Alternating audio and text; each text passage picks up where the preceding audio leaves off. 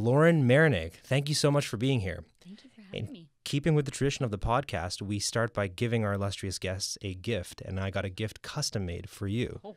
This is Liberté, Égalité, Beyoncé. This is a fun book about our queen, the one true queen. Oh, Beyonce. Yes. Love it. And it's all illustrated. I mean, some of the best quotes and facts and tidbits about this goddess. This is awesome. I have a small request, though. Could you turn to page 33? I've bookmarked a few pages for us to have discussions about. Okay. So page 33, and if you wouldn't mind doing a favor for the listeners and just reading what it says on page 33, that would be great. Okay. Certified 4 times platinum with over 10.6 million sales, 2008 Single Ladies reigns supreme as Queen Bey's anthem of all anthems. Now put your hands up. Boom. I can't believe that was 2008. I know, right? 10 years ago. 10 years ago. And would it be safe to say that that's still the Single Ladies anthem? Oh, yeah. I mean, it's not going to go away. It's going to be really hard to usurp that position of being the seminal song about being single. And this dance? Yeah, like, classic. Totally. Iconic. And there's 3 of us in my podcast. Like, yes. We need to recreate this music video, I think. And all 3 of you have created a podcast around the theme of being single ladies and trying to date and find someone bearable to date is the words you use. yes, in quotations. What was the inception point for the podcast? Where did this idea start? Well, it started, I can remember the exact moment is when I was on a plane coming back from San Francisco, and I just had a guy ghost me. Oh, no. And I just had been talking a lot with my girlfriends on this trip. I've been listening to a lot of podcasts, and they were going through similar things with different guys. I was like, I feel like we need to have some sort of outlet for this. Yeah. We all have these stories, and all of my friends are from different friend groups, so they're not necessarily friends with each other. And I feel like when you're single in your late 20s, all your friends are married, engaged, in serious relationships, you feel like you're the only one doing it. Mm-hmm. But you're not. You just might not be the only one in your group. And so we wanted to create something that was just brought everyone together and would have something to listen to and make people feel like less alone in the whole dating in the 21st century.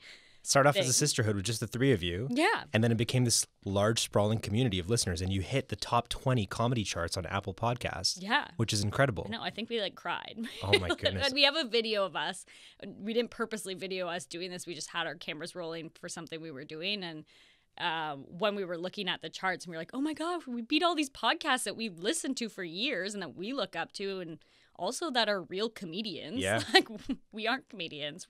I think y'all are hilarious. I'm 5 episodes in right now, and I have had some solid belly laughs. I've been on the treadmill, I've gotten off to actually laugh and wipe tears out of my eyes. Y'all are very hilarious. Good. We're doing our job then. Do you have total strangers coming out of the blue and listening to this podcast? Oh, yeah.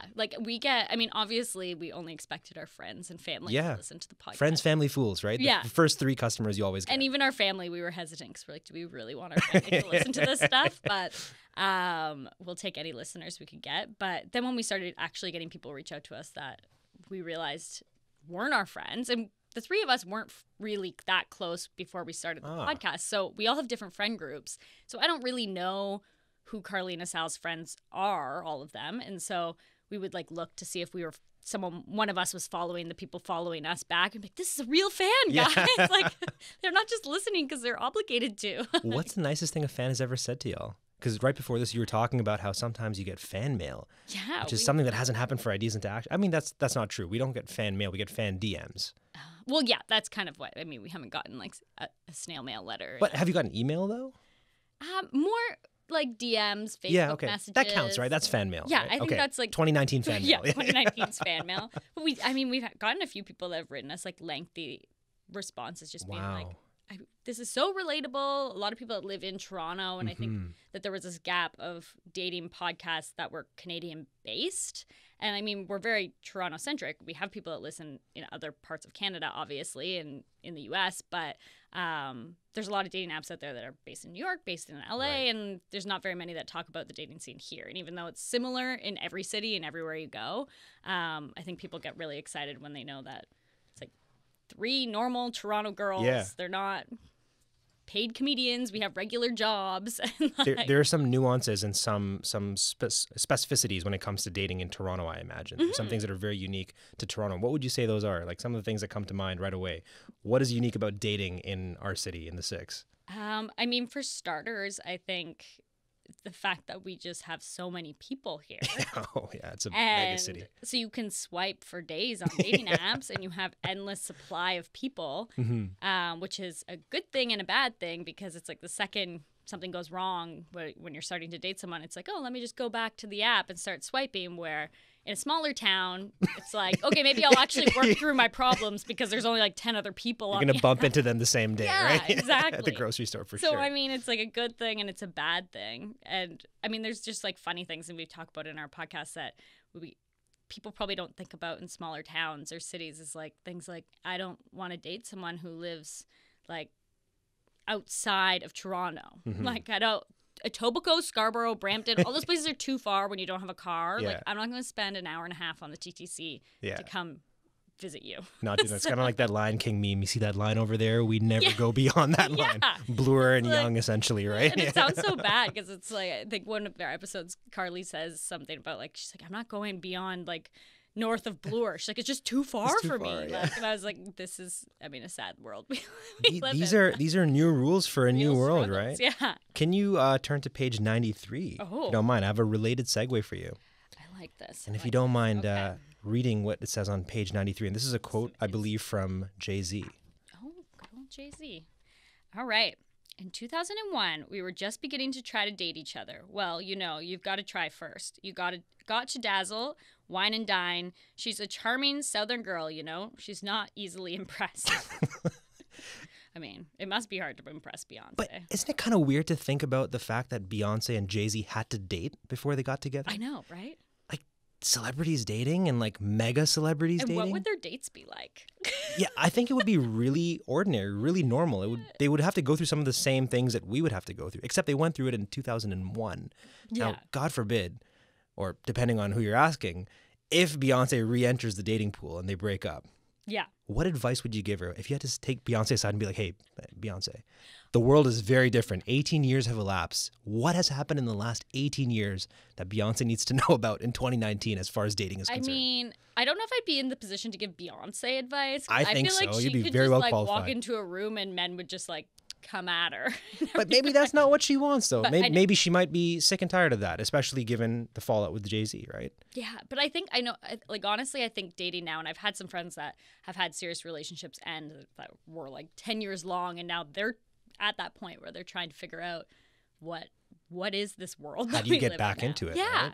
and I think one of the biggest things is you just have to accept that it's changed. And I remember reading like an article once, and it was saying that we just have to accept the fact that dating and love and relationships isn't what it used to be. No. So if you have that expectation, then you're going to be disappointed constantly. And you don't want to settle, but you're not going to like have this like crazy over the top movie rom-com situation happen. The moment of serendipitous meeting, the sort of like it happened last night kind of train missing encounter, and waiting for the love letter to arrive in the mail. Like now we have texting where you're talking to people constantly.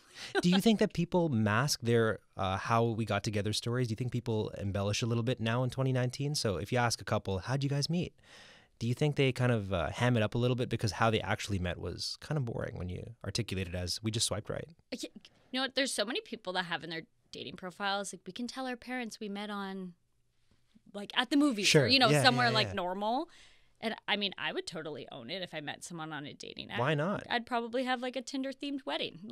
Absolutely. I think at that point, why not? Why not? One of my best friends, Adil, he's very open about it with his girlfriend, fiance now. They swipe right. Yeah. And they match that way. And if you meet them in person, they seem like they've known each other their entire lives. They've got such a great chemistry.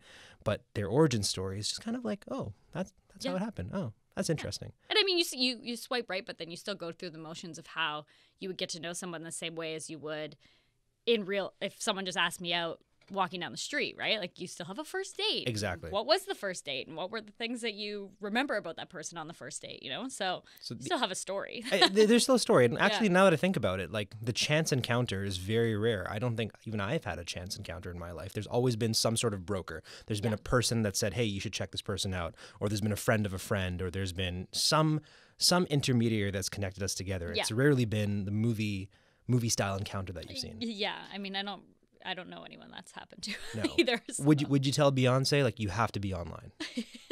So apparently there's an app. I forget what it's called, but it's for celebrities, and you have to be approved to be on it. God, we're such peasants. What the hell? Because, we have like, to use the commoner because apps. Beyonce can't be on Bumble with like all Why not? like, the rest of us. She can go in a league or something. Great. Yeah. But apparently there's like a specialty dating app. You have to be approved, and it's only for celebrities.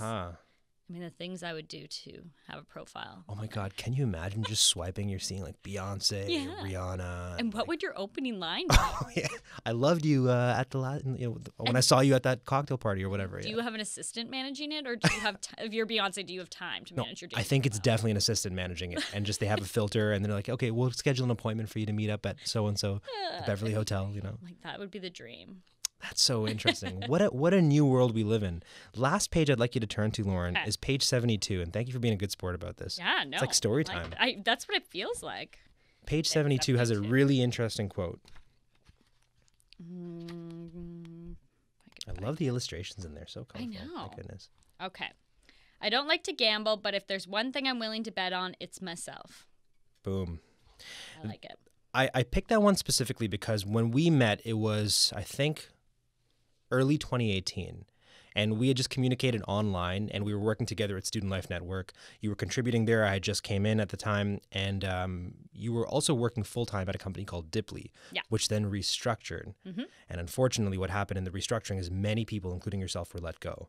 And I remember you reached out to Chris and myself and said, hey, I'm back on the job market. I'm looking for a job. And right away, I tapped into my network and I said, I think I've got a couple of great positions for you. And most of them were, unfortunately, at the time, freelance, contract, and precarious, for lack of a better word. And you said, these are good. Thank you for this, Hamza. But I think I'm going to bide my time. I think this isn't what I want right now. I'm going to wait and see because I know the right opportunity's out there for me. And I really appreciated your confidence in yourself and your belief in your value. And look at how it paid off, because now here you are sometime later having probably, would it be safe to say, the best career moment of your life? Yeah, definitely. Like, I think that for me, even though I seemed really confident in it, like there was a lot of highs and lows of losing my job. Like, I'm 6 months in, right? Yeah, and I mean, I have been a person that has been employed since the day I graduated school. Mm-hmm. I like literally walked across the street from my graduation and signed my first contract. Wow. And not a lot of people have that. A lot of people have that like gap year where they're figuring out what they want and where they want to go. Like, I just went right into the job market. So I'd never been without a job. Yeah, it's always been a constant in your life. Yeah. And so it was like a very weird moment where you kind of feel like you're lost your identity a bit. Yeah, the bottom basically fell out. Yeah. And you're like, my career was the one thing I had sorted out. Maybe I haven't figured out the whole dating world yet, but my career I had going for me. And I just remember, like, obviously I had a bunch of people reach out. I had a lot of people bring forward opportunities, but I just knew that I didn't want to jump at the first thing that came my way, and I wanted it to be the right role. Right. Because I was like 6 years into my career. Like, I had a few offers that I'm like, I love it because, and this is so interesting. Your website's one of my favorite websites. I don't remember the exact URL. Is it laurenmarinigh.com or laurenmarinigh.pr.com? laurenmarinigh.com. laurenmarinigh.com. I actually gave that URL to an agency that I'm working with to rebuild my website. I said, look at this. Look at the presentation of skills. Find the visual confidence to do the same thing for me, because I think what you've done very well on your website is you've articulated what you're good at, why you matter, and why people should pay you everything you're worth and more. How did you cultivate that sense of self-worth? And I ask because, I mean, the theme in this podcast has been a lack of confidence, people having to artificially create confidence, but I feel like you've got it in droves. Well, I mean, I believe in the whole mantra, fake it till you make it. That's not reassuring at all. Jeez. But honestly, like, I made that website as like part of a school project. I was doing continuing ed classes in like one of my first year of my career. At U of T, and it was part of a project, and actually I got a really bad grade on it, which I find very ironic because it does well and it's gotten me jobs and it's had a lot of people reach out. I've had a lot of people reach out to me about my website or work I do and whatnot.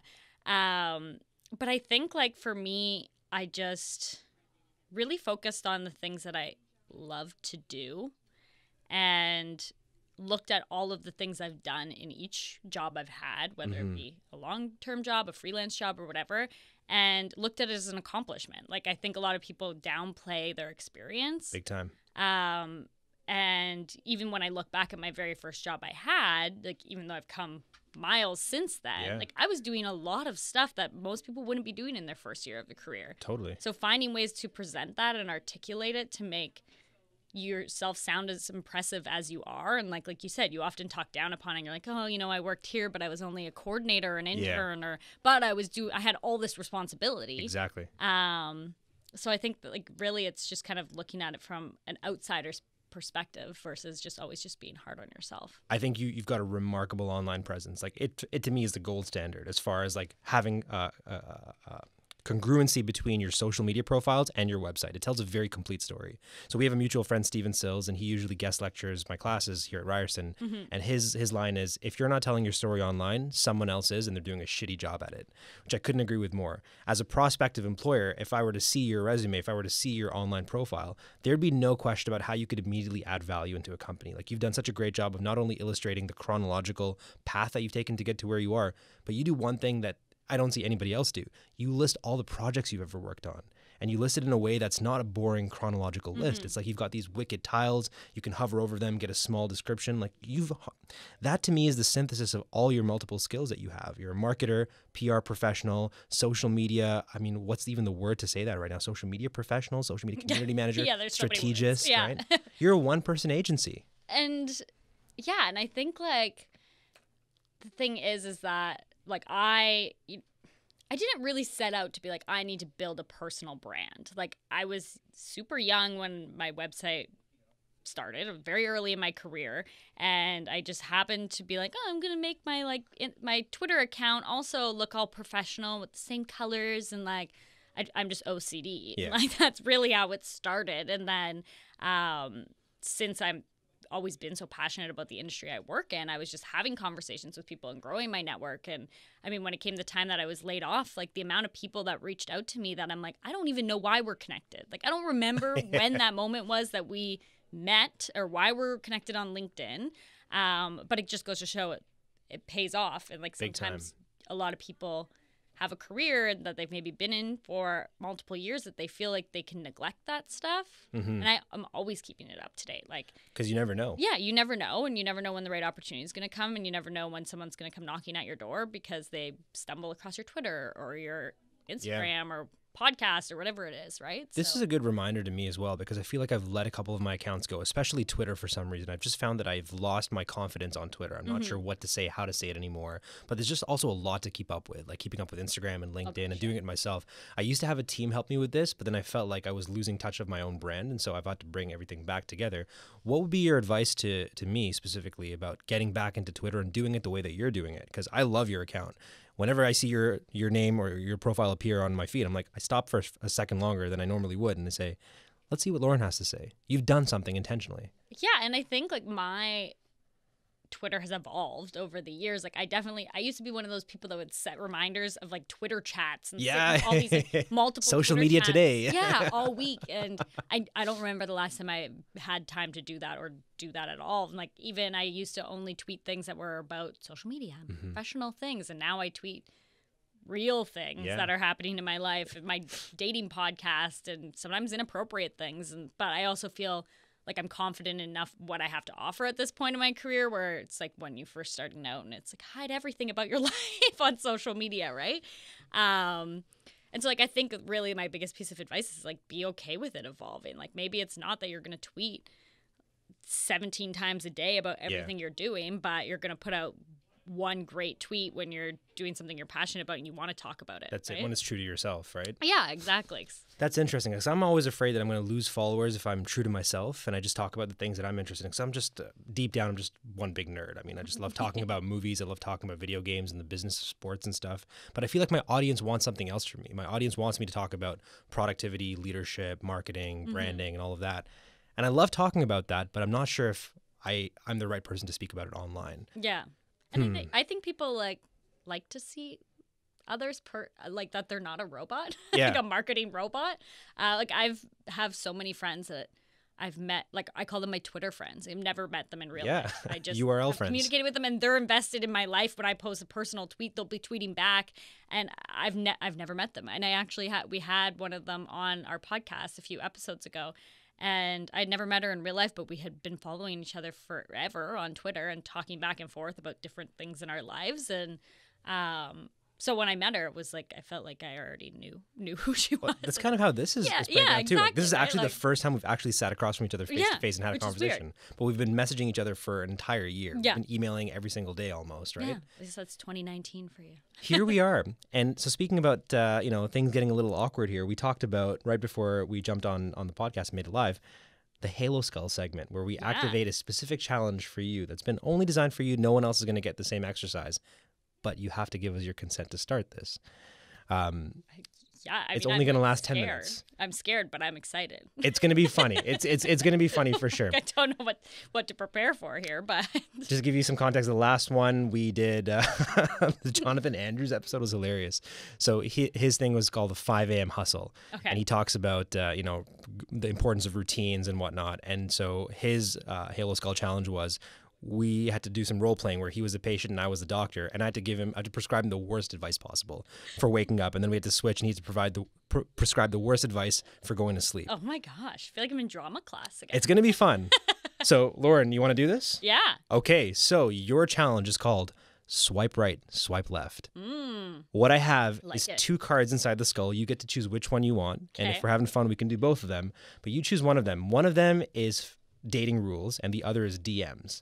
And depending on which one you choose, I'm going to list out from a couple of sources over here. So the dating rules come from a website called Bold, and the mix of DMs from Tinder come from a combination of vice and narcissy. Some are great, some are atrocious. And basically, I'm going to read them off to you and you just tell me swipe right, swipe left. And you might have to justify your answers at some point. Ready to do this? Yeah. Okay. Your choice. DMs or rules? Dating rules. You want to do dating rules? Yeah. Okay. Let's do it. Let's go. So, I mean, is there even rules these days? But according to this article from Bold, yes, there seems to be some rules, and I'm curious to know if you agree with them or not. So, rule number 1, don't ghost. Yeah, agree. Swipe right. Swipe right. Rule number 2, actually be on time. Swipe right. If he sends questionable pics, he's not dating material. I mean, define questionable. I feel like that's a middle. Pics of an explicit nature. Okay, right away, definitely swipe left. Swipe left. You don't have to reply to initial messages if you're not interested. Swipe left. Why? Well, like, if they reach out and I'm not interested, like, explain that one. But if it's a nicety, if they reach out and say, hey, how's your day going? That's a terrible opening line. But I'm not interested, so, like... Yeah, you're not interested. I don't have to respond. I mean, for starters, only use Bumble, where the girl has to make the first message. You don't deal with that Tinder nonsense. No. And Tinder's done now. It's over. Yeah, it's very, very over. But, so it's, I guess, like, people definitely don't answer me, but I don't know if it's because of my opening line or if it's because they just haven't been active in the 24 hours you have to answer someone. Interesting. But I feel like... I don't know. We matched because we both thought one another were attractive. So why wouldn't you? Why wouldn't you? Yeah. Yeah. Just kind of be like somebody's saying something to you and you're staring them at the face and just walking away without responding. Yeah, right. But it makes sense on Bumble, right? So you'd say swipe left on any other platform, but if it's on Bumble, you'd swipe right. Yeah. Got it. Rule number 5, you need to have a photo on your online profiles. Swipe right. Swipe right. Okay. Rule number 6, expect to split the bill, but accept if the other party offers to pay for the whole thing. Swipe right. Like. Do you feel like that creates a weird power dynamic though? If you split, or if you except if the other party offers to pay for the whole thing. I'm down with splitting the bill, but so I don't know. Like, I always offer to split the bill. I always think it's like best practice for a man to pick up the bill on a first date, and then after that you can split or I'll pick up the bill the next date or whatever. Sure, keep tabs. But some people, I know people feel very strongly about one way or another, and it's like I don't ever know who I'm going to be on a date with. That's Fair enough. You know, there's no wrong answer, so Yeah. you'd swipe right on this. Yeah. Okay. Rule number 7: getting wasted on the first couple of dates is still a major no-no. I mean, I've definitely gotten wasted on a date before, but we were both On equally first dates, wasted. though? On first dates? Yeah, but not on purpose. It just happened that we were out for drinks and we just kept drinking. Having a good time. Yeah, Or a it bad was just time. like when we were both at the same level. But I mean, I never ended up dating any of those people. So if I was there to seriously get to know someone then, Right. and they were drunk and I wasn't, or vice versa. Yeah, I feel just like feeling things out. That's a hard no. Fair enough. So you'd swipe left on that. Yeah. How about this one? So this is one I would say it was the most controversial when we were discussing this in advance. There's split opinions across the room.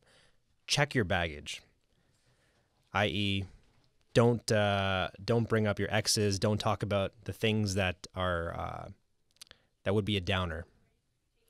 I would swipe left to that. I think there's two different ways you could talk about it. If you're talking about it that it seems like you aren't over your exes, then yeah, turn off. Yeah, but if you're talking about it in a way that it's very obvious you're over it and you're just very open. Like I went on a date last night with someone as a first date and he had told me he'd been divorced. Like, just open with that, cold open. Yeah. Oh, and like it just came up in conversation. He's like, I don't really tell people that on the first date, but it just came up, and I was like, honestly, like he's like, we don't have to talk about it. I was like, no, it's part of your life, like, and it's obvious that you're over it, like. So it's not baggage in that case. Like, if it's just a talking point. I think it's baggage when you're not clearly haven't accepted and moved on from it. Gotcha. Okay. And in that case, it's like I'd also want you to talk about it so I can know that about you right away. Right away. Yeah. I had a friend who was, I think, a year into the relationship, and then that same scenario played out a year into it. Yeah. So in that case, I'm like, what the hell? You had this baggage the entire time, and you just kept it? Yeah, terrifying. exactly. I'd rather know your baggage up front. Yes. Than find out after. Check your baggage right away. Yeah. Number 9, if you're going on a first date, don't isolate yourself and your date, physically speaking. So have a date somewhere out in public. Let's try to keep it as open and plain sight as possible. Yeah, like don't like invite them over to your house. Yes, exactly. Swipe right. Swipe right on that. Number 10, always try to leave the person in a better place than when you first met them. Oh, I kind of like that. Something about very it. well put. Yeah. I would swipe right. Swipe right. I mean, but I've been definitely not left in a better place. Like majority of the dates I've gone on, but I do like the thought of that. Same here. Number 11, don't talk about exes. I feel like that's kind of like the baggage. Like you could, I think if it naturally comes up in a conversation of whatever you're talking about, then cool. Then cool. Right? Whatever. If it's all you're talking about for the whole date, or you awkwardly randomly bring it up, then swipe left. Swipe left. Yeah. This one's interesting. Social media stalk, but do so without actually being overt. So you match on Bumble, and then you go, and the reflex is find them on Instagram, find them on LinkedIn, Facebook. How do you feel about that? I mean, I do it.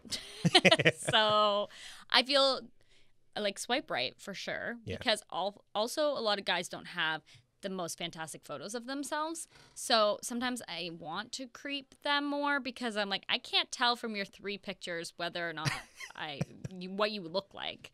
But the other side of that is if they're creeping me, they're going to find out I have a dating podcast very easily. And that they might be alluded to on the podcast if things go south, right? Yeah, exactly. Very interesting. They sign themselves up for when they date me, basically. Number 13, put down the phone. Yes, 100%. Okay. Right. Number 14, don't be someone you aren't, and don't go over the top when it comes to impressing the other person. Yeah, swipe right. So there's no element of like, maybe I have to just project a little bit and show up in a way that... I think there's a way to do that authentically. Like, I remember one of the best compliments I ever got from a guy. Like, we had gone on multiple dates, and I asked him, like, what was your first impression of me? And he was like, that you were just yourself. Like, you were honest, you were upfront, you weren't hiding anything. Anything I asked you wasn't off the table. Like, and I felt like that was such a good compliment because that's how I would want to be to any date I went on. But I understand that dating's awkward for people. And like, they feel like they have to put on this, like, front. Yeah, front, yeah. But I would rather know who you are from day one. Exactly. Just be yourself. Yeah, right? yeah. Like, if we don't like each other, then I like Whatever. it. We're in agreement for almost all of this. This is good. Last one here, Lauren. Don't go on a date looking for sex. Swipe right. Swipe right. I think that one's an obvious one, right? I mean, unless of course you're both looking for sex, and that's it. Yeah, in which case, There's like, what people would like be that. what would be the app for that? I mean, it's definitely not Hinge. It's definitely not Bumble. Definitely not Tinder. Maybe Tinder. I think Maybe Tinder's kind of Tinder's devolved into that a little bit. Yeah, more a hookup app for sure. I feel like Plenty of Fish would be that. Yeah, for sure. I haven't been on Plenty of Fish for like. Is it even around anymore? I think so. Yeah. I don't know what people are on it, but Tinder for sure has gotten like the reputation of being more of the hookup app. Not to say that's all it is, but I think because guys can message girls first there, whereas Bumble, girls have to write the first message. Absolutely. So girls are likely not writing this like dirty message Oh, to the God. guy. I'm sure there are girls that are, but the bulk of people aren't. So I don't come across it very often. And I mean, you do, you just unmatch. Just unmatched Yeah. right away. Lauren, way to go. You did that. You rocked that. All 15. I like Just this perfect. You were challenge. so quick, so on the ball. Swipe left, swipe right. So now what happens is now you're eligible to win Guest of the Year. So what happens is that wow. we put it up to the listeners and we say, who was your favorite guest? And if you get enough votes, then Oh you win a custom WWE style belt that says Guest of the Year, and you Wow. hang on to it for the entire year. Oh my gosh, what an accomplishment. that Way to go. If you're down, do you want to do the Tinder DMs while we're at it? Yeah, because I'm really intrigued. Yeah, let's just find out. Yeah. And there's fewer of them too. So let's try this. Okay, so what do I have to do? I have to swipe left or Swipe left or right? swipe right. Okay. So, oh my God, some of these are horrible. The first one here is, are you a bank loan? Because you have my interest. I mean, I would swipe right because it's just a like bad dad joke. Yeah, it's awful. I mean, Okay, if you were a triangle, you'd be an acute one. I feel like I would swipe right to it. It's really bad. Like I'd call them out for it. Yeah. As long as they weren't serious about their pickup line. Like if I could like laugh at it, they won't be offended. Fair. What's a smart, attractive man like myself doing without your phone number?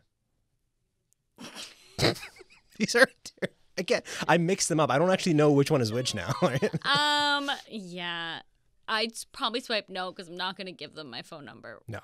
So That's a psychopath right there. Are you a good cuddler? I might let you join my gang. no. No. I like the dad jokes better than those ones. It's getting a little creepy now, right? Yeah.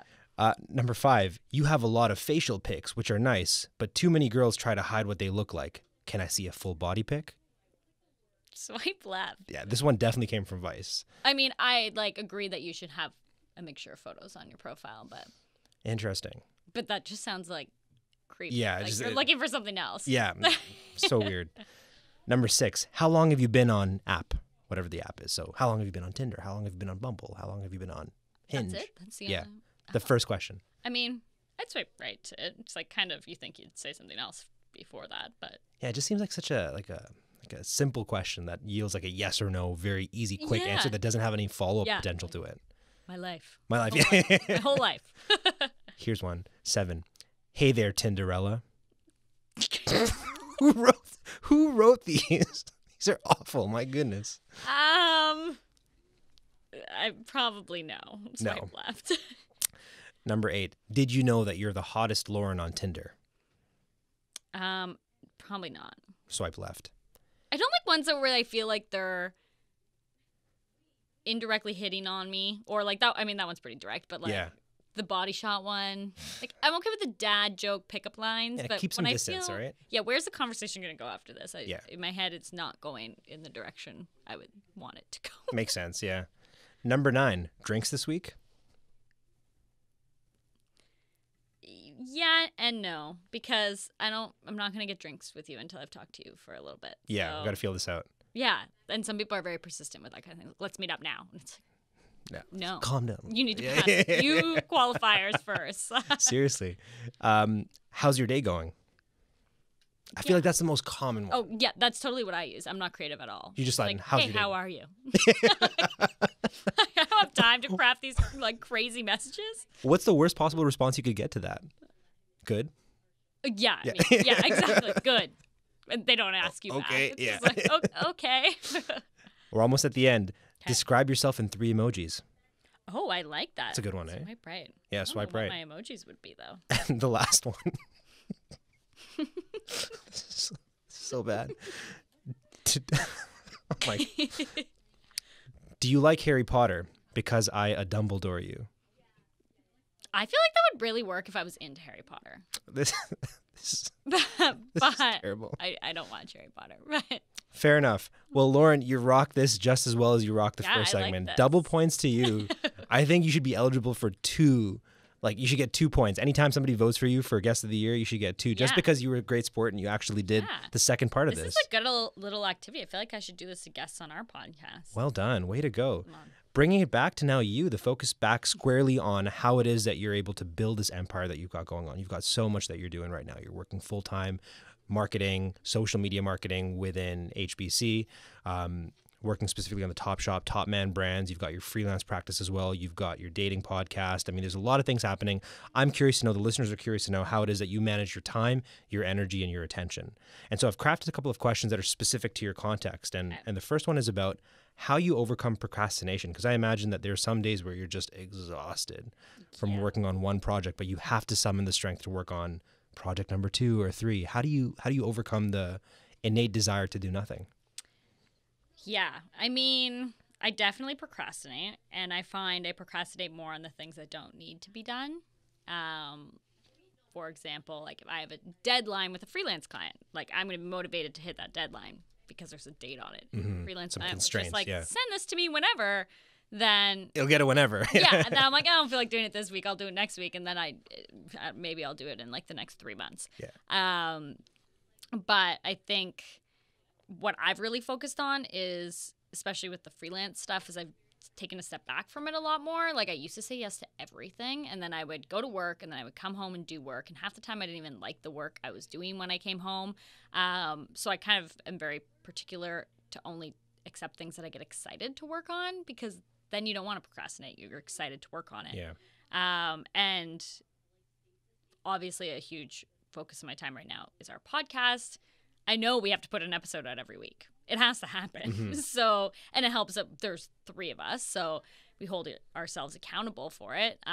But for me, like, that is my baby right now, and that's where I want to focus a lot of my time. So if that means saying no to freelance projects or other things like that in order to have time to do those things, because that's what I love working on right now, then I'll do that. And it took me a long time to get there. I like that a lot. That's really good advice. And I feel like there might be some listeners who think like that might be hokey advice because you're talking about your passions and things that you love. But the theme of this podcast has been about, if you want to master anything, you have to like it, because if you don't do a lot of it, if you don't like it, you're not going to do a lot of it. And if you don't do a lot of it, you're never going to master it. And I think with freelance work, obviously I'm getting paid to do that. I'm not getting paid to do my podcast. No. I'm putting a lot of time into it, but I don't make money off of it. But I love it. Yeah. And so I have a full-time job. I don't need extra income. It's nice to have, but I think as I've gotten older and I've kind of like shifted my perspective of what's actually important in my life, it's doing things that I love to do versus having more dollars in the bank. and yeah, you might define yourself as a marketer, but I think you might also see yourself as a creative. Is that true? Yeah, for sure. Like as a writer, you're not always writing for clients. Sometimes you're writing for yourself, and your podcast is very much your art. And so in that way, I think that procrastinating is sometimes beneficial to the craft, because getting bored, intentionally creating boredom, creates a sort of mental space that you need to go all in on your projects. Yeah, for sure. And I've always been a creative person. I grew up competitively dancing, and I always had like a million different little hobbies that I do as a kid. And so having those creative outlets is really important to me. Even though I have a creative job at work, I'm still working for someone else. Exactly. It still has to fall under certain guidelines. Whereas a podcast, for example, or a blog or whatever it is, it's limitless of what I can do with it, right? So good. And actually, I read a blog right before this podcast, Your Guide to Being Unemployed, which I would highly encourage all the listeners to check out. I mean, that's a fantastic resource if you ever find yourself in a situation where the money stops coming in for a while. Way to go. I mean, that quality, writing of that caliber, writing of that quality only comes from a place where you're truly into it. Like you can't phone in that kind of writing. Exactly. And it's very clear to see. In my professional blog, I kind of, I was really passionate about it when I first started doing it. And then I just stopped thinking of ideas of what to write about. And I was like, I could just write for the sake of writing, or I could just write when I have something to say. Exactly. And no one was paying me to write on my professional blog. I was doing it for like SEO purposes. And I hit a point where I'm like, I don't have anything to say for a while. And then so when I was laid off, it was like people didn't understand how I was surviving. And I didn't understand what you do when you get laid off. You documented it so well. I was fascinated. It was a great read. Yeah, and so it was. Obviously there's other people out there that think it's like going to be the end of the world when they get laid off from a job, but no, it really isn't. No, definitely, listeners, check out Lauren's blog, and check out that blog in particular. It's super, super cool. When do you typically go to sleep, Lauren? What time? Like 10:30. 10:30? 11. Do you aim for 11 or 10:30 or? Sometimes I get in bed at like 9:30. But now that it's lighter out later. Yeah. I am up later. But in the winter when it's dark at like 5 p.m., I like crawl into bed and I'll be like, this is an unacceptable time to go to sleep. Like I have to force myself to stay. Let's reset the day quickly here. yeah, exactly. But I try to go to I'm very much a routine person. Talk to me about that last hour before you fall asleep. Like, what is the routine of the last hour? What does the last hour before you fall asleep look like for Lauren? I'd like to say it was something really healthy, like I meditate or something, but I usually am like on my computer watching some crappy reality TV show or scrolling through my like Instagram feed. Yeah. It's such stark contrast to like Jonathan's episode yesterday. It was like phones off. Yeah. You gotta read something. You gotta meditate, breathe deeply, and here you are like, I'm so I watch bad. Keeping Up with the Kardashians, man. Yeah, I'm so bad at reading before bed. It makes me tired, which is what you're supposed to do. But I just also get too tired that I can't focus on what I'm reading. Fair. And then I just have to read the same page over and over again. And like, I don't know, it's my time to just catch up on everything I've missed in the day. Does that help you fall asleep though? Or do you find yourself getting stressed and anxious, and does that affect the quality of your sleep? No, I think it helps me fall asleep. And right before I got laid off, I had insomnia for like a month. Oh, wow. And so I really tried like every healthy habit in the book of like how to make yourself fall asleep. Like meditate. It was, like, no liquids. Weird things. Like soak your feet in hot water Yeah, and wear socks and a weighted blanket. Like, I tried everything. And couldn't stop this. Like, yeah, and it was just my brain was going 90 miles an hour, and then I was stressed out because I wasn't sleeping, and then I had to go to work the next day, and like I can't work when I haven't slept. Like it's just my brain doesn't function. I have to like triple check what I'm doing to make sure I'm not gonna do something horrible. I've had to accept that now. I'm turning 32 this year. My goodness. And if I don't get 7 hours of sleep minimum, it's a disaster. Yeah. I might as well not go to work. Yeah. Might as well not do anything at that point. Exactly. Like, I've just had to learn how to respect that. I'm glad that sleep and the importance of sleep is coming back into the conversation. I feel like for the longest time with productivity conversations, it was always about like, hey, sleep when you die. You know, take what was the one that I hated the most, man? It was like not power naps. There was a specific word for it. I think it was just power naps, but there was a polyphasic sleep. That was it. What? Polyphasic sleep in 4.5 hour intervals. That's all you need a night. 4.5 hours. No. You wake up, you crush it, and do another 4.5. And I don't think we talk about that anymore. No. It's ridiculous. I think it goes to the whole work-life balance thing too. Is I still have friends that have jobs where they're working their asses off, they're getting paid next to nothing, they're so stressed, they're there until midnight every single day and back in at 7 a.m. Oh, goodness. And I always say to them, I'm like, there's jobs out there that you won't have to do this, right? And they're like, well, like this is how you work your way up. And I was like, well, like I've done fine in my career and I've left at 5 every single day. Most of the time. Yeah. There's always going to be those odd nights, but like you don't have to work yourself to death. No, you don't. And I'm starting to now accept that being busy and feeling like you don't have enough hours in the day is a reflection of disorganization. Like if you're not prioritizing the things in your life that are going to give you the energy to be as focused at your job when you do perform at your job, then you've structured your day, you've structured your week incorrectly. Like you're working on some of the wrong things. Yeah. Well, let's talk about what some of the right things are, right? So when it comes to your life, you're always doing high energy output tasks, like whether that's taking meetings or being in interviews or even this podcast. Like we had to summon our A game and show up and be like, we're going to be here, we're going to be present. How do you mentally prepare for these high energy moments in your day to day? I mean, I think like I don't feel like I have like a specific thing that I do to mentally prepare. I think a lot of it is like being excited about the things I'm doing. And yeah, it's hard to get excited about like a meeting that you don't even know why you're going to. But if you're working for a company that you care about and you like the people you work with and the work that you're doing, then you're more excited about it than if you hate your job every day, right? Yeah. And I think also, obviously, I'm so busy all the time, but I still make time for my friends, my family, going to yoga every week, multiple times a week, and like saying no to things that I just can't make work, or that they're gonna stress me out additionally on top of everything else I have going. So it looks like you've created like a good baseline for yourself that allows you to step in and be like be in a high energy output mode. Yeah. Without, feeling like that's the constant. Yeah. Like I go to bed early. Yeah. Like I'm not going to stay up until midnight doing all this freelance work because I feel like I have to do it. Because I know it's going to screw me up in every other aspect of my life, right? Very good. Are you a coffee drinker at all? I am not. Interesting. So I was watching Colbert, and Tracy Ellis Ross was on the other night, and she went off on coffee. She's just like, I don't get it. Coffee's bad for me. Coffee made me feel like my head was going to explode. And then I started noticing after this, because it was the first time I've seen somebody so openly decry coffee. And then a few of my friends are doing it now. They're getting off coffee. They're weaning off caffeine altogether. I've started the process. It's been really weird. I've been very moody, unfortunately. I've had a lot of mood swings.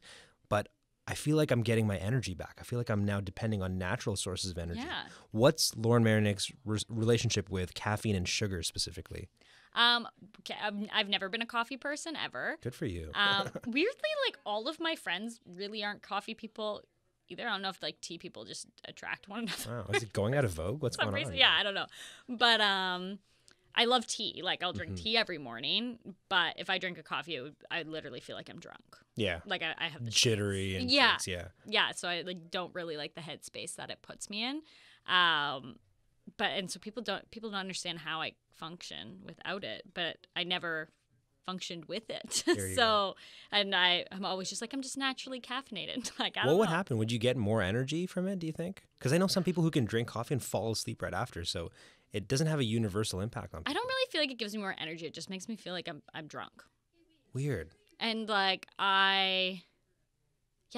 there's teas that have more caffeine in them than like some teas more than coffee does, but I don't find it affects me at all. Like I can drink a highly caffeinated tea before bed and I'll fall asleep still. But interesting. So your team no coffee. What about sugar? Are you on team sugar? Team no sugar?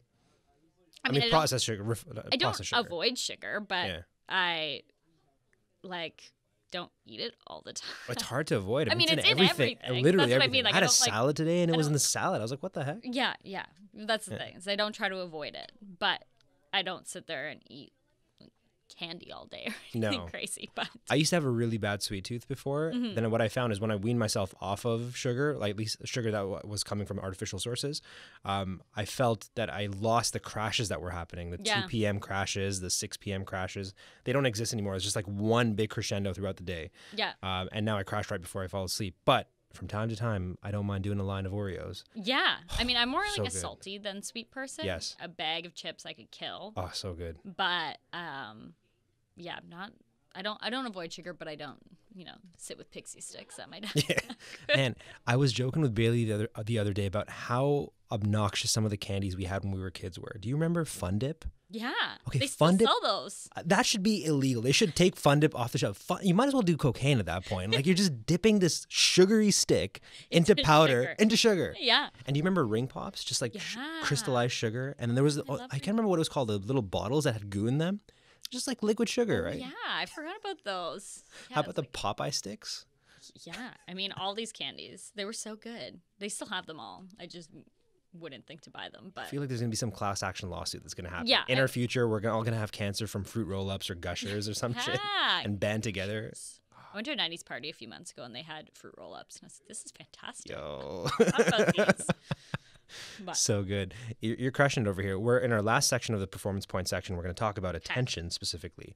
I'm very curious to know how it is that you context switch effectively, because in your day-to-day, you're probably going from high intensity, tedious task organization, scheduling, all of that, and then you switch to something creative, like creative writing, for instance, and then you go into meetings. I mean, your days look very varied.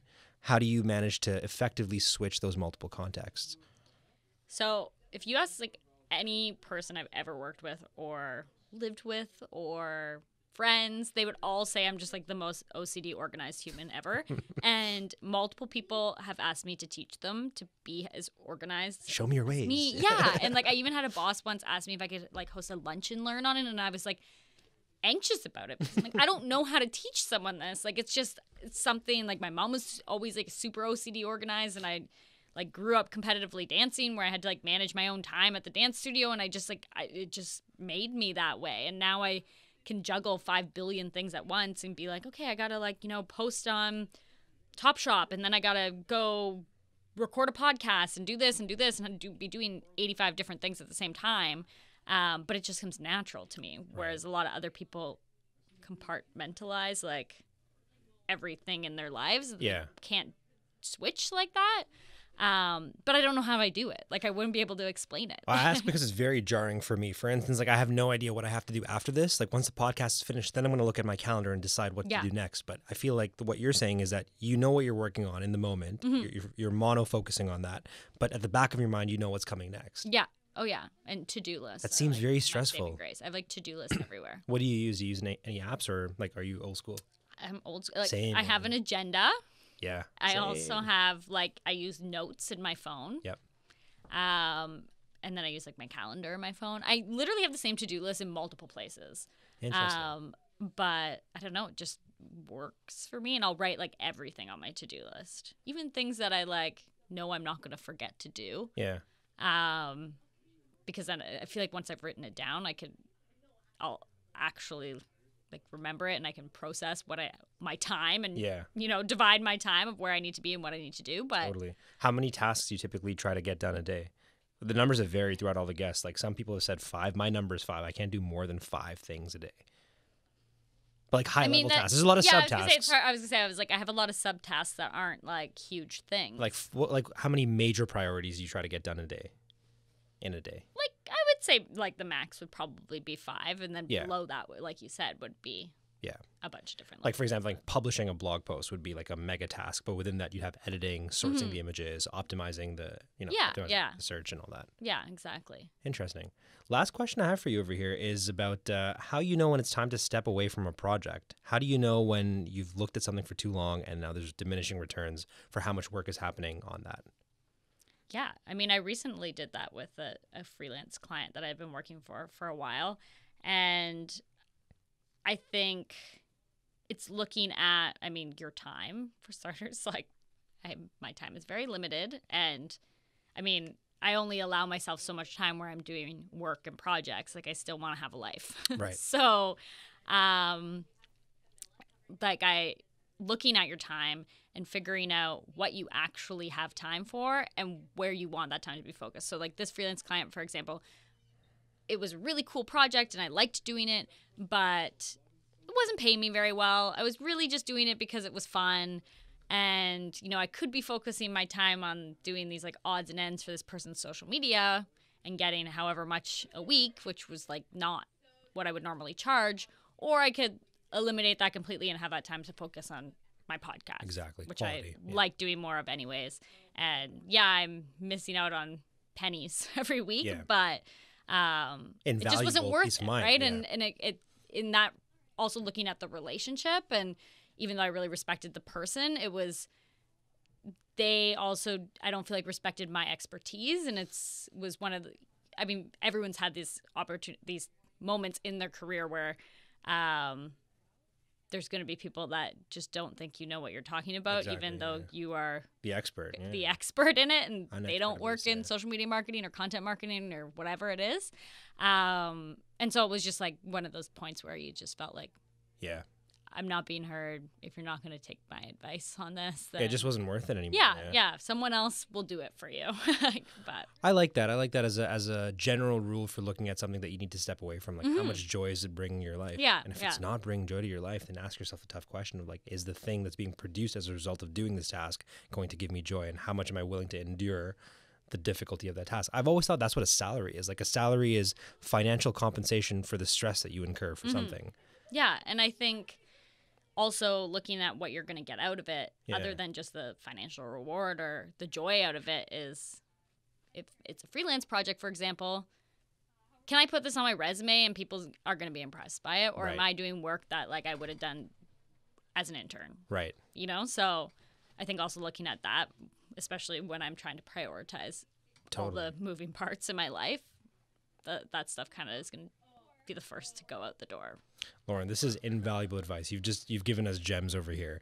And we're going to close this out with a rapid fire round where we ask you 21 questions. Wow. And you got to answer with the first thing that comes to your mind. Okay, we do this on our podcast, and we're so bad at it because we end up talking for like 25 minutes about each question. Then we're like, oh, yeah, this was rapid fire. Bach and I looked at each other because yesterday we had, I think it was yesterday, right? Jonathan Andrews came on. Shout out to Jonathan. He was an absolute gentleman about it, but he said, I don't do rapid fire. That's just my general approach to life. Yeah. Like I'm patient with everything. And that rapid fire went on for like an hour. This guy, like, I need to meet him. He seems to be like He's a character, the for sure. complete opposite of like my life. He brought like, some so homemade calm, wine. Like, yeah. He's an interesting guy, but I think you're going to rock this. Yeah, you're one of my favorite contenders for guest of the year, no doubt. Okay. Ready to go, Lauren? Sure. Yeah. So 21 questions, rapid fire round with Lauren Marinigh. Question number 1. What's your go-to Bumble or Tinder opener? Hey, how are you? You'll get no creativity from me. Bumble actually has Preset? prompts, but they're so bad. So what are some of them? I've never like been just on like Bumble. cheesy lines, and I'm like, I would never say this to anyone in real life. So like, why would I say this in it? Just hit him with a really practical, hey, how are you? Hey, how are you? You know what? It's pragmatic. It gets the job done. Probably why I'm single. You could borrow from some of the ones that we've curated Yeah, from Vice and yeah. Narcity over here. Jeez. The Dumbledore one. What's the last book you read? Educated. By? I do not know who wrote it. What's it about? It is about a girl who grew up in, I don't want to say an Amish family because that is 100% not what it is, but in that kind of lifestyle where you don't have electricity and you live like off the land sure, and you don't okay. have proper education Rural, or you're rustic, not vaccinated and like all those things. And she Sounds basically- Amish. Yeah, Sounds like a similar. prepper almost, yeah. And she goes on to educate herself basically and ends up getting into like taught like I don't like similar to Harvard. I can't remember what exact school she gets herself into, but she had never had any formal education. Like she was 100% taught herself. That's a really cool premise, actually. Yeah. Educated. And it's a true story. Well, that's even better now. Yeah. Yeah. It's very Inspired crazy. the incredible Kimmy Schmidt, Unbreakable Kimmy Yeah, Schmidt. yeah. Who knows? You're doing great. What's a podcast you regularly listen to other than your own? Somebody date us. Do you even listen to your own podcasts? Yeah, totally do. Every episode. I'm like, I feel like this one listen is valuable for our numbers somehow. That's how y'all got to the top 20. Yeah, it was just us listening on different devices. I mean, I listen to a lot of ones that are dating related because I feel like scoping out the competition. I mean, Call Her Daddy is totally not what we do at all, but they're constantly at the top of the charts. So I always feel like I have to listen to what they're doing. As well as like there's Girls Gotta Eat.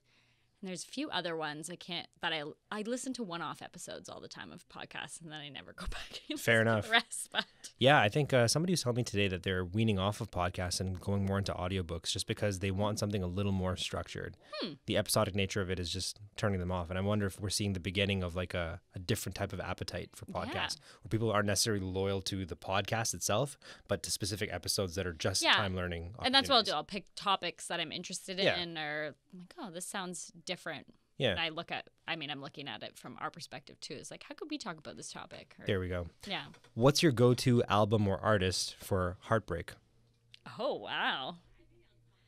I mean, I don't really listen to like particular albums, like one album. Sure. I'll listen to like a Spotify playlist. Oh, interesting. And there's some like good heartbreak. Melancholic. And just like mellow, like I've been listening to one lately that's like not like I'm going through a heartbreak, but like it's called Hanging Out and Relaxing. It's just like indie acoustic-y songs. And there is some songs on there that I'm like, this would be a good song to cry to. Yeah. It's like on my morning commute. That's all, like, well, are you okay, ma'am? Is everything all right?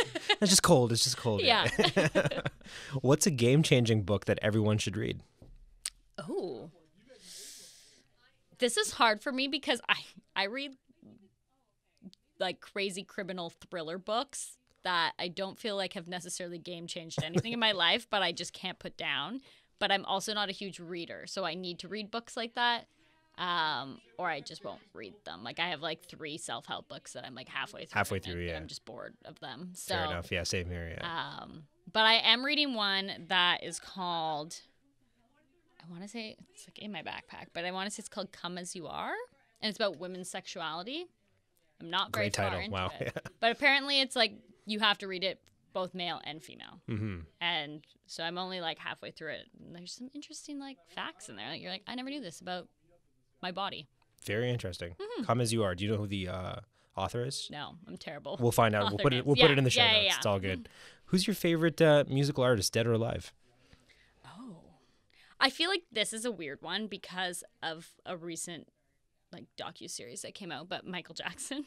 Ah, yes, the Finding Neverland. Yeah, I haven't watched it yet. I would like to watch it, but I've always just been a fan of Michael Jackson. Terrible story. I sat down with my parents and we put on this documentary. It was very awkward, very quick. I mean, they go into graphic detail about some of the things that happened, and I don't know if I want to watch. Like, we didn't talk to each other for like 24 hours after that. We looked at each other like scarred. we were all scarred. It was a traumatic documentary to watch. Yeah, I mean, It's coming under a lot of fire though. I don't know if I want to watch it because I grew up like dancing. I grew up dancing to Michael Jackson songs. Yeah. Like you can't listen to a Michael Jackson song and not dance. No. Like it's just like Perfected the form in many ways. yeah. So I feel like that's my answer. It's so strange. Like I'm listening to a lot of podcasts right now that are exploring and trying to tease apart what that, like this whole story right now. Mm-hmm. And some of the consensus that I'm seeing forming are about these two people being very disingenuous. The Wade Robson is his name, and the other dancer, about how they're very opportunistic and how they're coming out at a very specific time in their careers. I'm the least educated on this. All I've done is listen to secondhand podcasts. I haven't seen any firsthand evidence, but God, I mean, some of these accusations are harrowing. The things that happened. I think for me, it comes down to this: like, as a parent. If some celebrity walked in here, let's say Brad Pitt walked in, he's like, hey, I want to hang out with your son. You know, let your son stay over at my place for, 2 months. Yeah. I'd be like, are you kidding me? Yeah, no. Not even for 24 hours, not even for an hour without my supervision. Yeah, what are you talking about here? Yeah. But, I mean, it might be a totally different dynamic to be starstruck by, again, Michael Jackson, biggest artist on the planet that ever walked the earth. You trust them, and I mean, I could see how it happens, right? But yeah, I don't know if I want to watch it. Might change my answer, I guess. But interesting, very interesting. Okay, last movie you watched, Lauren? Oh boy, I went through like a really dark hole of documentaries the other weekend. Which is that I usually go through these like phases every once in a while where I just watch documentary after documentary. And I watched this one. It's called like Pick of the Litter or something on Netflix about guide dogs. And I was sobbing within the first 3 minutes. And it wasn't because it was sad. It's not like you see the guide dogs like really helping blind people or people with disabilities. It's more about the dogs being born and the process of them going through the training and the ones that make it and the ones that don't and stuff. No. And they were just so cute and so smart. And I was like, they're like sitting on my couch. Like, I need them all. Like, embarrassing, but yes, that was the last movie I watched. Very interesting. Well, what's your favorite childhood TV show? I'd say anything that played on one Saturday morning. All those like Recess. Oh yeah, Hey Arnold. Or like I don't think this was one Saturday. I feel like they did TGIF too, which was on Fridays, and they did like Sabrina, the Witch, and Boy Meets World. Oh, so good. Yeah. Classics. What does a person need to be happy? Oh, that's hard. Like one thing? Yeah, anything. I think fulfillment in whatever you're doing, whether it's your job, your family, your friends, your relationship. Feeling content, feeling like this is enough. Yeah. Yeah. I think so. That's a good answer. We're almost halfway there. What was the best thing about being unemployed for a while? Well, fun employed. I was fun employed for like the whole summer. And so I spent a lot of time outside at the beach, at the park, and just doing my own thing when all my friends were at work in the office. See, that sounds amazing to me. I would love to just it was great. Disconnect from the 9 to 5 and just observe what other people do during this time. Yeah. And it sucked in the winter portion of it. Yeah. But when summer hit, it was fantastic. I'm like, I could get used to this. Oh, and there's no crowds anywhere. You can walk into a grocery store. It's empty. I had so much time to do anything you wanted to. Way to go. What's an app you can't live without? Bumble. No, I'm kidding. An app I can't live without. I guess Instagram. Yeah, It's like a huge part of my job. And I feel like it's the mega app right now. I feel like that's how people message each other. Like I get more Instagram DMs than I do get texts. It's weird. Yeah. Yeah. And I mean, maybe the answer would be different if like my job, like the accounts I manage are on Instagram. Like that's our main account. So there you go. Ghosting or breadcrumbing? Which one do you hate more? I think breadcrumbing is probably worse because ghosting, at least it's like you're gone. Yeah. Breadcrumbing, you're like, what's happening? And you're in this like limbo. Yeah. Like, they're just teasing you along, right? Yeah. It just feels very manipulative. No one wants to be in that. What is your Olympic walkout song? Oh. I probably... This is really random, but I would choose like a song that would make everyone dance. And I feel like the one song that no one can sit still for it, it's like a classic wedding song, is the song Shout. Shout. Yeah. Shout. Like if you played that song in your worst mood, like you can't help but like at least tap your foot to it. Like, oh yeah. It's like such an old classic song. And doesn't matter what genre you listen to or love, that one universal appeal. Yeah, exactly. Be a country fan, you love it. You could love hip hop, you love it. That's it. Like I would want a song that everyone would dance to. So fantastic choice. If you could trade lives with anyone for a day, who would it be? Ooh. Beyonce. Great choice. What's the most interesting thing you have in your bag right now? I literally have nothing in my bag. Like you've got a sweet book in there. Oh yeah, a book. The book, and I don't think I have anything else in there. It's literally an empty backpack because I have to go pick something up on my way home and bring it home. Gotcha. So there's nothing in it. It's serving its purpose. Yeah, nothing interesting. Yeah. Have you ever ghosted someone, Lauren? Yes. Tisk. But never if we've like gone on multiple dates. It's always been very preliminary. And it's usually been like a mutual ghost. Like we both just stopped talking. That would be a pretty cool app if you could like indicate to the other person that you want to ghost them, and then they also indicate it, and then you both get a message only if both of you have swiped. Yeah. Next app idea. $1 million idea. Yeah. Yeah. Who is a mentor that changed your life? I mean, I would say I don't have like a specific mentor that's like helped me through my career or anything, but I would say I go to my dad a lot for advice. He's an entrepreneur, and I feel like he's always just knows everything about anything, even if he makes it up. I don't know. I just believe anything that comes out of his mouth. There you go. So, shout out to Mr. Marinigh. Yeah. Last 4 questions over here. The final 4. How do you personally define success? I think if you would have asked me that question in my early days in my career, it would be like making a 6-figure salary at some big name company. And now I don't really care about that. It's more that I like what I'm doing and like who I'm working for, and like getting up every single day. I love it. What's your biggest pet peeve as a freelancer, or what has been your biggest pet peeve? People that have unrealistic expectations. Like I want to build this account and have 10,000 followers in a week. Yeah. And I'm only going to pay you $1,000. Yeah. And it's a super niche thing that you shouldn't even be on Instagram anyways. Yeah. This is an interesting one. Why should someone date Lauren Marinigh? Oh, I mean, why shouldn't you? Leave it at that. Great answer. Mic drop. Boom. And the last question for this rapid fire round. What's the best piece of advice that you've ever received? And I ask because you've given us, the listeners, so much great advice throughout this podcast. But what is the best piece of advice that you have ever received?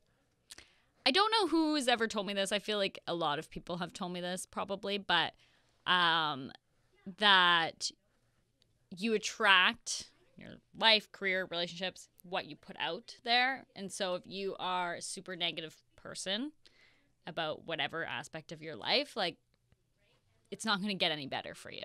And I like even with dating, for example, if I'm going out there and every single date I go on, I'm like, this is going to be a horrible date. Yeah. And I'm going to be I mean, I did say I'm going to die alone before we started recording, but I was joking about it. But if I was like, I fully believed that I was meant to be single for the rest of my life, then I don't think I would ever find someone. Like, I think you have to put out that positive energy and believe in yourself and believe in the universe. Everyone has a plan. And I think that goes with like your career. I think it goes with every aspect of your life, that if you're always negative, that's all you're going to get back and that's all you're going to find. That was perfect right there, Lauren. And I think that philosophy over there, you can clearly see how it reverberates through every aspect of your personal and your professional life as well. There's a real joy. There's an honest, infectious enthusiasm with which you tackle things. And it's really clear to see that has caused you to be successful in multiple dimensions in your life. Wow. Thank you so much for this. This was a lot of fun. Thank you. Yeah. We did this. We made it through like a solid hour with this. This is great. Games. We took advice from Beyonce. Yeah. I mean, what else do you need? Crossed a lot of ground over here. Where can people keep up with your adventures online? Let's plug all of it right now. Oh, boy. Well, being a social media person, I like to have just a million different accounts. So if you're interested in my professional life, at Marinigh PR on Twitter. And it's MARIGINIH. No. Oh my God, that was terrible. And I won the spelling bee. That was awful, guys. MARINIGH. There we go. PR. Marinigh. But podcasts, Somebody Date Us on all the platforms. Travel blog, Twirl the Globe on all the platforms. And then something for everyone out there. Your blog as well? That is my full name. Yep, LaurenMarinigh.com. Yeah. Amazing. Lauren, thank you so much. Thank you. And you are going to be a strong, strong, strong contender for Guest of the Year. I cannot wait to see this go. Thank you so much for this. This is an absolute honor. Thank you. Folks, we're out.